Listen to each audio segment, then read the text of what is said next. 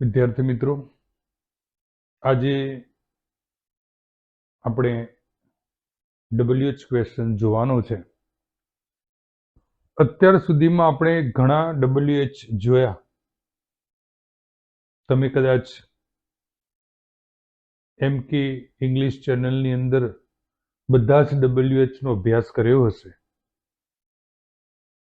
હવે આપણે એક બીજો WH ક્વેશ્ચન કે જેનો અભ્યાસ કરવાનો છે. ગયા લેક્ચરની અંદર આપણે હાઉ મેની વિશે જોયું. હાઉ મેની અને હાઉ મચમાં ફરક માત્ર એટલો જ કે હાઉ મેની સંખ્યા માટે વપરાય છે, જ્યારે હાઉ મચ જથ્થો જાણવા માટે વપરાય છે. એટલે જ્યારે જથ્થો જાણવો હોય ત્યારે હંમેશા એ નામ જે છે અનકાઉન્ટેબલ હોય, કે જે આપણે કાઉન્ટ ન કરી શકીએ. તો એ અનકાઉન્ટેબલ જે નામ છે એનો જથ્થો જાણવો હોય તો આપણે હાઉ મચ થી પ્રશ્ન બનાવી શકાય. તો અહીંયા આપણે એને સમજવાનો પ્રયત્ન કરીએ. હાઉ મચ કેટલું, જથ્થો જાણવા માટે.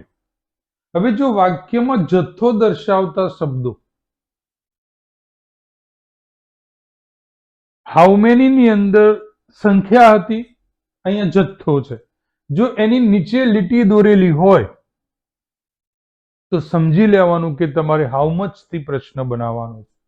હાઉ મચ થી પ્રશ્ન બનાવો. હવે અનકાઉન્ટેબલ, મેં જેમ વાત કરી કે કોઈ પણ નામ જે છે અનકાઉન્ટેબલ છે, કે વોટર ગણી ના શકાય, ઓઇલ ગણી ના શકાય, મની ગણી ના શકાય, એર ગણી ના શકાય.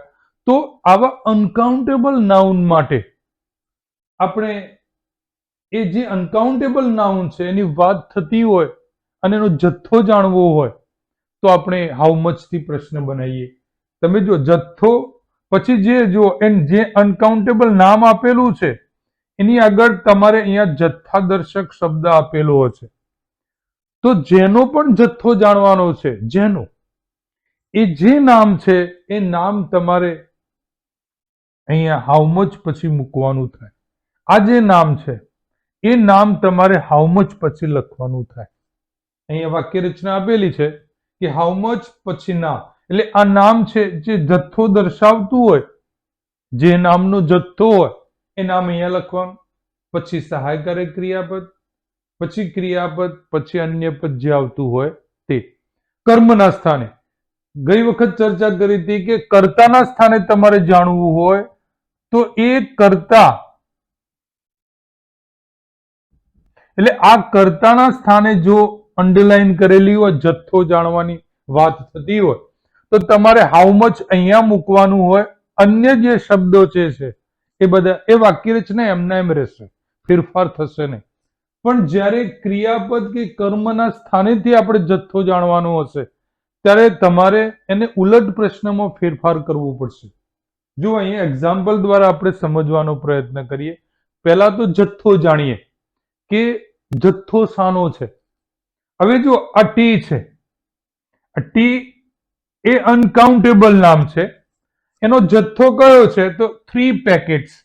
તો આ 3 પેકેટ્સ ઓફ જે છે એની, એટલે આવી રીતે જથ્થાની નીચે અંડરલાઈન કરેલી હોય તો સમજી લેવાનું એના પછી જે નામ આપેલું છે એ તમારે હાઉ મચ પછી લખવાનું થાય.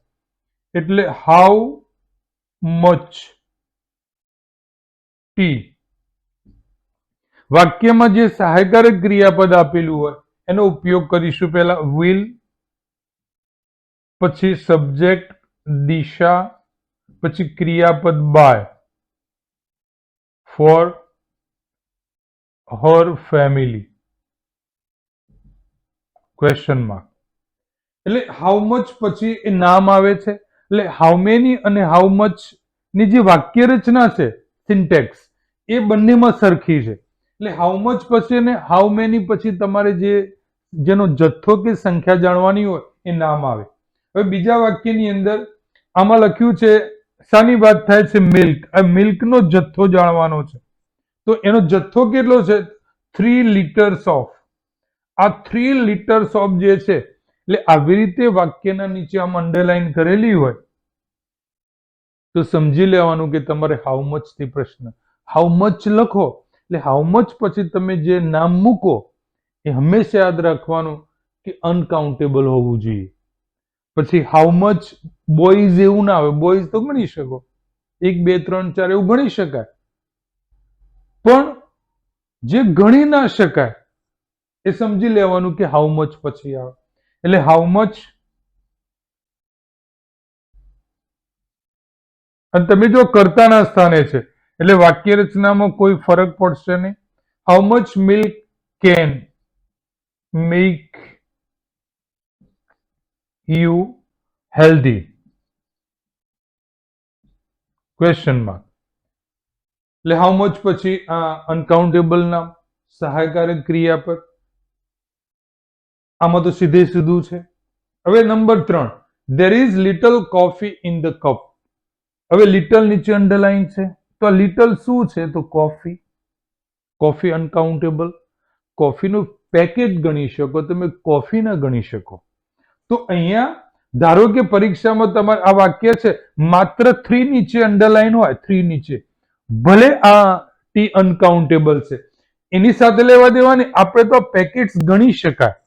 તો ગણી શકાય તો પછી હાઉ મેની થી પ્રશ્ન. જો તમે અહીંયા સંખ્યા નીચે માત્ર ને માત્ર અંડરલાઈન હોય તો, પણ અહીંયા તો 3 પેકેટ્સ ઓફ ની નીચે અંડરલાઈન છે એટલે હાઉ મચ થી. હવે તમે જો લિટલ નીચે અંડરલાઈન છે તો અહીંયા હાઉ મચ કોફી, પછી સહાયકારક ક્રિયાપદ ઇઝ, પછી there in the cup. Question માં 4 નંબરના એક્ઝામ્પલ ની અંદર આઈસ્ક્રીમ ની વાત છે, પણ આઈસ્ક્રીમ કેટલી? 6 ટીન્સ ઓફ. તો આ 6 ટીન્સ ઓફ ની નીચે અંડરલાઈન કરેલી હોય એટલે આ 16 છે શું તો આઈસ્ક્રીમ. તો જે આ આઈસ્ક્રીમ છે અનકાઉન્ટેબલ છે એટલે આપણે લખીશું હાઉ મચ આઈસ્ક્રીમ. પછી તમે જો અહીંયા ક્રિયાપદ સોલ્ડ આવ્યું, એ V2 છે એટલે એની અંદર ડીડ હોય એટલે આપણે અહીંયા લખ્યું ડીડ. પછી કરતા ભરત, પછી cell V1 yesterday. Question mark. તો આવી રીતે આપણે હાઉ મચ થી પ્રશ્ન બનાવી શકીએ છીએ. હાઉ મચ થી પ્રશ્ન ત્યારે જ બનશે જ્યારે આપણે કોઈ જથ્થાની જાણકારી મેળવવાની હોય ત્યારે. એટલે જ્યારે જથ્થાની જાણકારી આપણે મેળવવાની હોય ત્યારે હાઉ મચ થી પ્રશ્ન બનાવીશું. અને હાઉ મચ પછી હંમેશા યાદ રાખવાનું કે હાઉ મચ પછી જે નામ આવે એ અનકાઉન્ટેબલ હોય, એ ગણી ન શકાય. તો અને એ પછી તમારે સહાયકારક ક્રિયાપદ આવે, પછી કર્તા, પછી વાક્યમાં અન્ય પદ જે હોય તે. ધ્યાન રાખવાનું પરીક્ષામાં આ પ્રશ્ન ઓપ્શનમાંથી સિલેક્ટ કરતી વખતે તમને ભૂલ ન પડવી જોઈએ. કારણ કે તમને કોઈક વાર 2 ઓપ્શન હોય હાઉ મચ ના, અને હાઉ મચ હોય તો હાઉ મચ પેકેટ્સ લખેલું હોય અને હાઉ મચ ટી લખેલું હોય તો હાઉ મચ પેકેટ્સ ના આવે, કેમ પેકેટ્સ ગણી શકાય છે. હાઉ મચ ટી તો ટી ગણી નથી શકાતી. એટલે ધ્યાન રાખવાનું કે હાઉ મચ પછી જે નામ આવે એ અનકાઉન્ટેબલ આવે અને હાઉ મેની પછી આવે કાઉન્ટેબલ આવે, જેથી કરીને પ્રશ્ન સિલેક્ટ કરવામાં આપણને તકલીફ ન પડે. તો વિદ્યાર્થી મિત્રો, હું છું MK સર. MK ઇંગ્લિશ ચેનલમાં આપણે ગ્રામર વિશે અભ્યાસ કરી રહ્યા છો. તમે જો આ ચેનલ ઉપર નવા હો તો મારી ચેનલને સબસ્ક્રાઇબ કરજો, શેર કરજો, જેથી કરીને બીજા વિદ્યાર્થીઓને આનો ફાયદો મળે, અને લાઇક્સ કરજો જેથી કરીને અમને બૂસ્ટઅપ મળે.